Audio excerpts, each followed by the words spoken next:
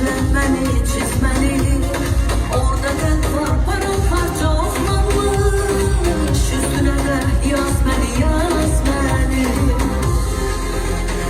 Gel hakkını helal eyle sevgilim, gökyüzüne açık her iki yerim.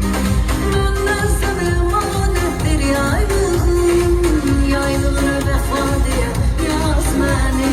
Gel hakkını helal eyle sevgilim, gökyüzüne açık her iki yerim. Benden sana emanettir yaylığım, yaylığına vefa diye yazmeli.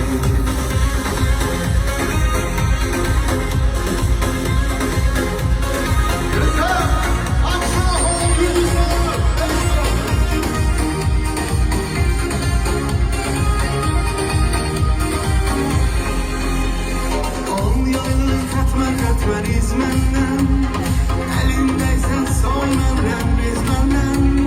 Ülkündeki yaylıklardan tez benden, yaylığına destan diye yazmeli. Al yaylım katmer katmer izmenden, elindeyse soy menden biz benden. Mümkün ki ayrıl menden tez benden, yaylığına dastan diye yaz beni. Gel hakkını helal eyle sevgilim, göğsünü açık her iki yerim.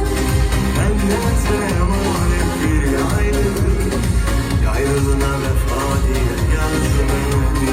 Gel hakkını helal eyle sevgilim, gökyüzüne açıp her iki yerim.